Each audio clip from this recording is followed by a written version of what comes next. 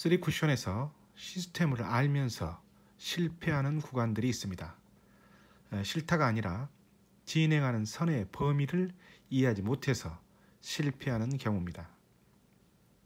바로 옆으로 제각 돌리기와 짧은 뒤돌려치기 형태에서 4 쿠션 이후에 리버스 엔드 형태로 떨어지는 5 쿠션의 위치가 바로 대표적입니다.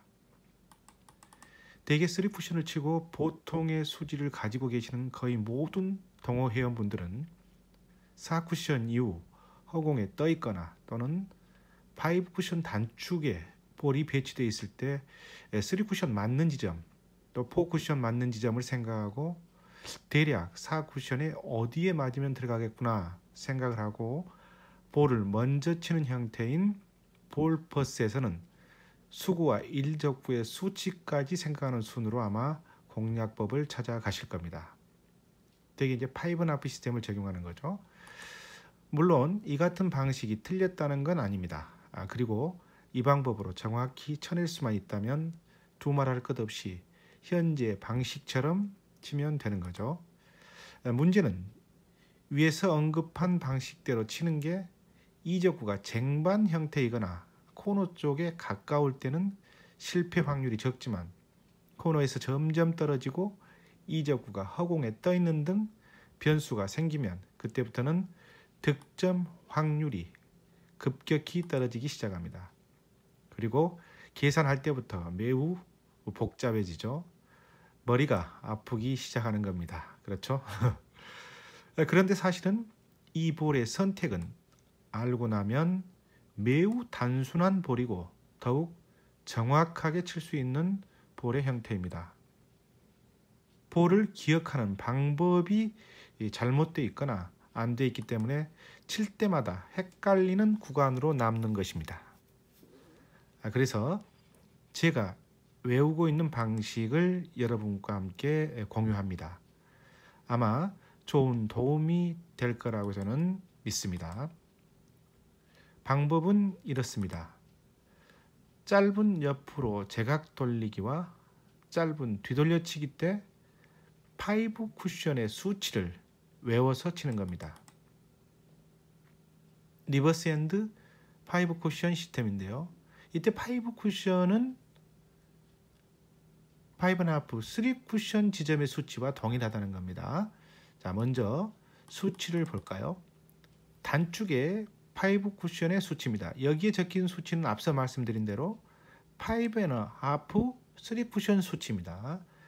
그러니까 4 쿠션을 맞고 리버스 핸드 떨어진 형태를 5&1/2, 3 쿠션 수치로 외우면 5 쿠션 지점이 어디에 이적구가 있다면 그걸 그냥 5&1/2, 3 쿠션 계산하는 방식과 같이 똑같이 계산해서 치면 된다는 거죠. 코너로부터 첫 번째 포인트는 11, 두 번째 포인트는 4, 세 번째 포인트는 1입니다. 이 수치의 기준은 짧은 제각 돌리기와 짧은 뒤돌리기의 기본 형태 배치가 바로 5&1/2 수구수 25에서 35 사이가 기본형이기 때문에 5&1/2 수구수 25에서 35 출발을 그 사이에 있는 수구가 거기서 출발한다는 걸 전제로 기준으로 하고 있습니다. 즉 5&1/2 수구수 25에서 35 사이에서 3 쿠션 값을 4로 치면 4 쿠션 이후에 5 쿠션 위치가 단축 중앙 2포인트에 떨어진다는 겁니다. 자, 그렇다면 수구수가 35에서 45 사이, 그러니까 5&1/2 수구수 40일 때는 수치는 어떻게 변할까요? 코너 첫 번째 포인트가 8, 나머지 3포인트와 4포인트는 쿠션을 돌아도 나오지 않는 선이라고 보면 됩니다. 이해되시는가요? 자, 그리고 5&1/2 수구수 45에서 60일 때는 단축 5 쿠션 수치는 코너 첫 번째 포인트가 5, 단축 두 번째 포인트는 0입니다. 이 0이라고 하는 것은 3 쿠션 지점이 코너를 바로 도는 형태인데 사실상 나올 수 있는 최대 위치라고 생각하면 됩니다. 보통 수구수 45에서 60 사이에서 경우는 코너를 돌아도 단축의 중앙의 2포인트보다 약간 더 길게 떨어진 형태가 되겠죠. 자, 나머지 수구수 65 이상은 별도로 소개하지 않겠습니다. 왜냐하면 수구수가 5.5 65 이상인 경우, 단축에 배치된 경우에는 대개 코너에서 원포인트 단축 안팎에 있을 때만 공략이 가능하기 때문에 별도로 소개하지 않아도 그리 복잡하지 않기 때문입니다. 자, 그렇다면 여기서 수구수가 2포인트 이하, 즉 낮은 구간에서, 좀 더 정확히 말하면 수구수 18 이하에서 출발할 때 단축의 5포인트는 반대편 코너까지 나오는데요. 이때 반대편 코너의 수치가 1입니다.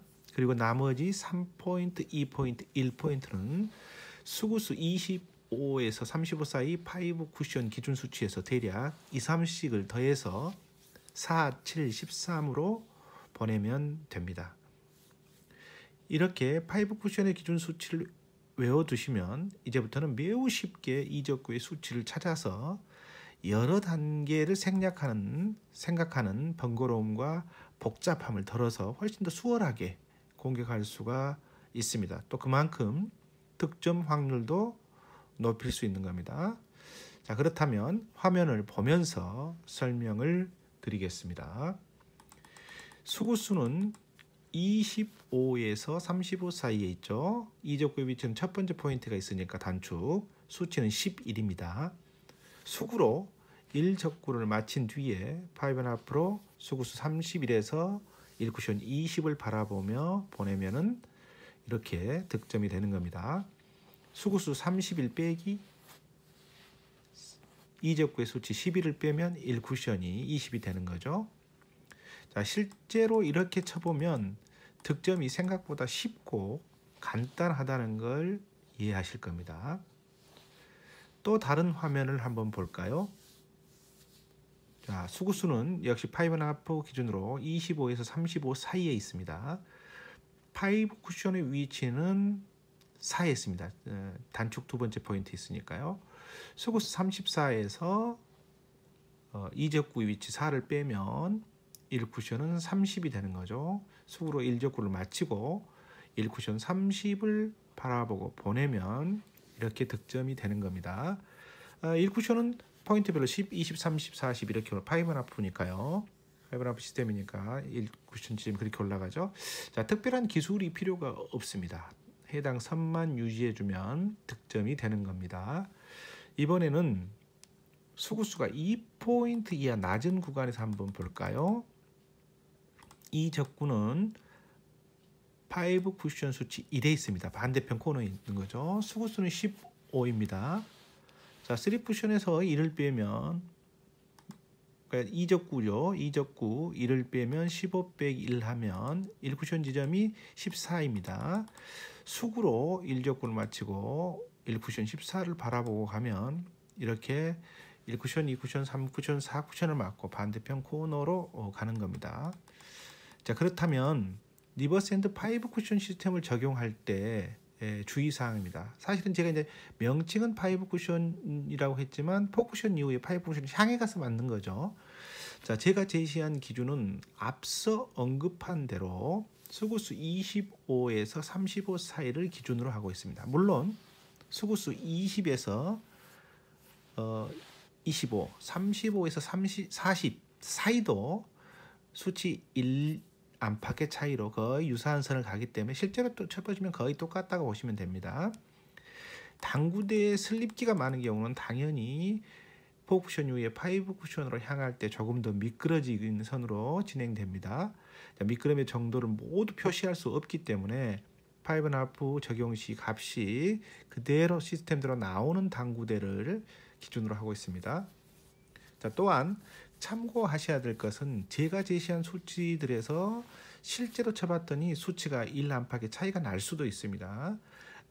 회전의 차이라든가 볼 1쿠션에 보는 속도의 차이 이런 것들이 있을 수 있고요.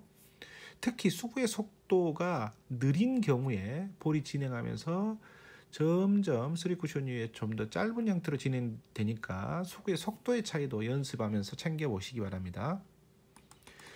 수구가 일적구를 두껍게 맞고 진행하는 바람에 이른바 맥시멈 회전, 최대치 회전이 들어갈 경우 이 역시 4쿠션 이후 5쿠션으로 내려갈 때 미끄러지면서 더욱 미끄러짐이 많이 발생한다는 거 당연히 알고 계시는 거죠.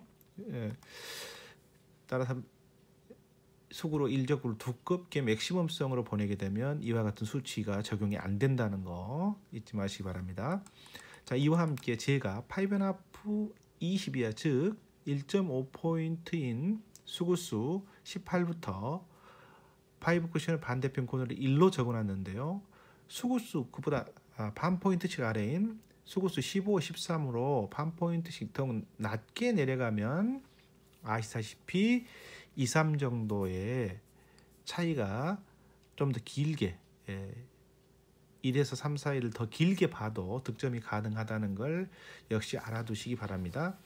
다만 제가 이 낮은 수구의 구간에서 5쿠션 반대편 코너 값을 1로 해놓은 건 별도로 세분의 숫자를 포기할 경우에 여러분의 혼란이 더욱 커질 수가 있어서 그냥 수구수 18을 기준으로 해놨다는 점을 알려드립니다.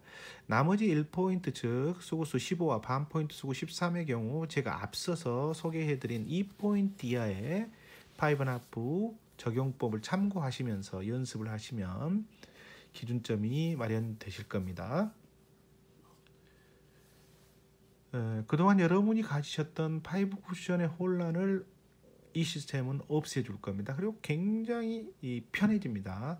제가 제시한 기준점을 갖고 연습하시면서 여러분의 회전력과 평상시 치는 속도에 맞게 5쿠션의 기준 수치를 여러분에 맞게끔 정해놓고 외워두시기 바랍니다. 분명히 엄청난 도움이 될 거라고 저는 장담합니다.